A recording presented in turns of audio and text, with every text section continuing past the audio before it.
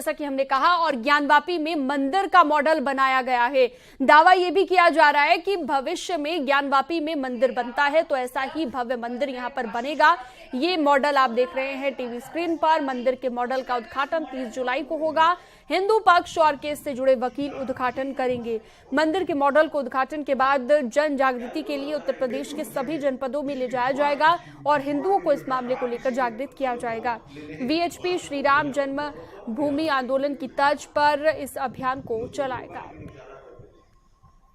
सालों से यह जो हम लोग का मॉडल बन रहा था, जिसके नेतृत्व में जिसका मॉडल बनाने के डॉक्टर आर.पी. सिंह जी मर्मज्ञ हैं, तो वो बनाने के बाद यह जन जागृति, यह मॉडल 30 तारीख को या 30 जुलाई को रविवार को जो है यह सांस्कृतिक संकुल में 2 बजे से उस मॉडल का उद्घाटन होगा। इस मॉडल को उद्घाटन करने में विश्व हिंदू परिषद के राष्ट्रीय अध्यक्ष आलोक कुमार जी और प्रवक्ता विनोद बंसल जी सहित और और बहुत से गणमान्य अतिथि रहेंगे। इसमें हरिशंकर जैन जी, विष्णु शंकर जैन जी और दीपांकर जी और कई और जी जो और बहुत से लोग रहेंगे उस उद्घाटन में।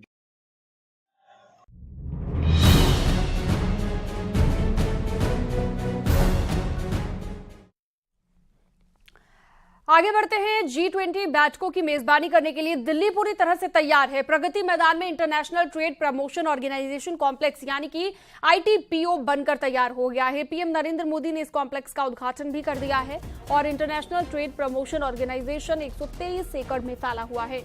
9 सितंबर को होने वाली G20 शिखर सम्मेलन के राष्ट्राध्यक्षों और शासनाध्यक्षों की बैठक यहीं पर होगी।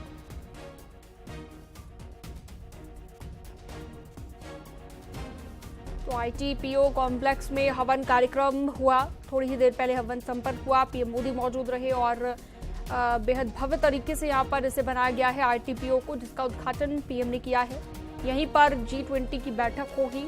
G20 शिखर सम्मेलन की जो बैठकें हैं वो यहीं पर होंगी और प्रगति मैदान में ITPO को बनाया गया है, जिसकी भव्य तस्वीरें भी हमने आपको दिखाई। और ये हवन पूजन के दौरान की तस्वीर जिसमें खुद पीएम ने हिस्सा लिया, पीएम मौजूद रहे। तो देश का सबसे बड़ा कन्वेंशन सेंटर है ये ITPO कॉम्प्लेक्स, जिसमें हवन कार्यक्रम के जरिए उद्घाटन किया गया। तस्वीर आप देख रहे हैं। न्यू इंडिया का प्रगति पथ इसे कहा जा रहा है ITPO को, और प्रगति मैदान में इसे बनाया गया है। 7000 लोगों के बैठने की क्षमता है इसमें। 123 एकड़ में फैला हुआ है, हाईटेक सुविधाओं से लैस है और आज पीएम मोदी इसका उद्घाटन कर चुके हैं।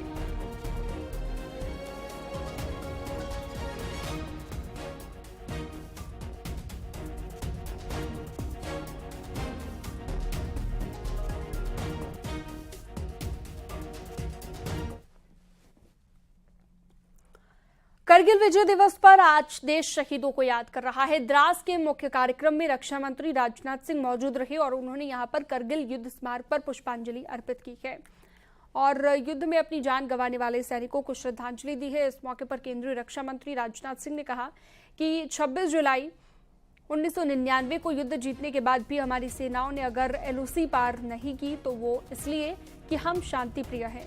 भारतीय मूल्यों के प्रति हमारा विश्वास है और अंतर्राष्ट्रीय कानूनों के प्रति हमारा कमिटमेंट है।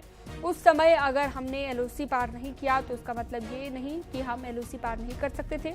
हम LOC पार कर सकते थे। हम LOC को अगर पार करने की हमें अगर जरूरत पड़ी तो भविष्य में LOC पार करेंगे। मैं अपनी बातों को दोहराता हूं और देशवासियों को विश्वास दिलाता हूं।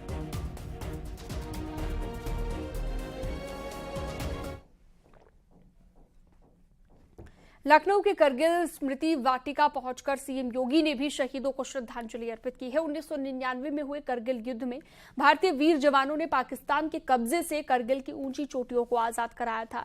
इस युद्ध में लखनऊ के कई जवानों ने भी मोर्चा संभाला था, जिसमें कैप्टन मनोज पांडे, राइफलमैन सुनील जंग, लॉन्स नायक केवलानंद द्विवेदी, कैप्टन आदित्य मिश्रा और मेजर रितेश शर्मा ने पाकिस्तान के नापाक मंसूबों पर पानी फेरा था और मातृभूमि की रक्षा करते हुए अपने प्राणों को न्यौछावर कर विजय पताका फहराया था। करगिल दिवस के मौके पर सीएम योगी ने कहा कि भारत में आतंक और नक्सलवाद के लिए कोई जगह नहीं है। सीमा सुरक्षा के मामले में भारत पहले से ज्यादा मजबूत हुआ है। शहीदों के परिवारों का सम्मान हो रहा है।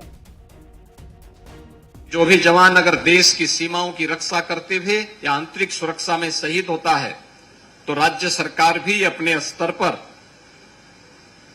उस बलिदान हुए जवान के परिवारों को 50 लाख रुपए, परिवार के एक सदस्य को उत्तर प्रदेश शासन में सेवा का अवसर देने और उनके नाम पर कोई संस्था, कोई मार्ग का नामकरण करने की एक व्यवस्था भी पिछले 6 वर्षों से हम लोगों ने प्रदेश में लागू की है। शहीदों के परिवार वालों को सीएम योगी ने सम्मानित भी किया है। इन परिवारजनों ने कहा कि जब से सीएम योगी मुख्यमंत्री बने हैं, हमारा सम्मान हो रहा है। कारगिल वार में वर्ष 1999 में इसने .485 pimple 1, pimple 2, Moscow valley in पर विजय प्राप्त की और वहाँ से दुश्मनों को, पाकिस्तानी जो घुसपैठी थे उनको खदेड़ कर बाहर भगाया और उसकी यूनिट को और मस्को वैली को खाली कराने और वहाँ से दुश्मनों को भगाने उनको मस्को रक्षक का भी खिताब दिया गया और आर्मी चीफ कमांडर का COS मेडल उनके प्राप्त हुआ और अपनी पूरी वीरता दिखाते हुए उन्होंने कारगिल युद्ध में अपना सर्वोच्च बलिदान दिया, शहादत दी, अपने प्राणों को न्यौछावर किया। इससे पहले तो कोई सम्मान हुई ही नहीं। हम तो पहले कौन कौन CM थे कुछ पता ही नहीं है, लेकिन जब से ये सरकार आई है तब से हम लोग का हर साल सम्मान होती है। अब कांकोरी में होते योगी जी हमें बहुत सम्मान देते हैं और जो ये स्टैचू बने हैं और ये दिनेश शर्मा जी जब मेयर थे उन्होंने बनाया है, मैं तो उनको तहे दिल से शुक्रिया। करगिल विजय दिवस पर रक्षा मंत्री का बड़ा बयान सामने आया है कि जरूरत पड़ी तो LOC पार करेंगे। ये राजनाथ सिंह ने कहा है। द्रास वॉर मेमोरियल में बोले हैं राजनाथ सिंह।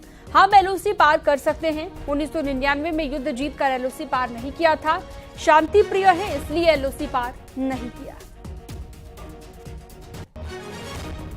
1999 को युद्ध जीतने के बाद भी हमारी सेनाओं ने अगर LOC पार नहीं किया तो वह इसलिए कि हम शांति प्रिय हैं। भारतीय मूल्यों के प्रति हमारा पूरा विश्वास है और अंतर्राष्ट्रीय कानूनों के प्रति हमारी प्रतिबद्धता है। उस समय अगर हमने LOC पार नहीं किया तो इसका मतलब यह नहीं था कि हम LOC नहीं पार कर सकते थे। हम LOC पार कर सकते थे और हम LOC पार कर सकते हैं और जरूरत पड़ी तो भविष्य में LOC हम पार करेंगे। और इसे फिर से दोहराना चाहूंगा कि हम LOC पार कर सकते थे, हम LOC पार कर सकते हैं यदि हमें छेड़ा गया और जरूरत पड़ी तो भविष्य में हम LOC पार करेंगे। इसका मैं देशवासियों को अपनी तरफ से विश्वास दिलाना चाहता हूं। और खबरों में वक्त तो चला एक छोटे से ब्रेक का, जल्द लौटते हैं।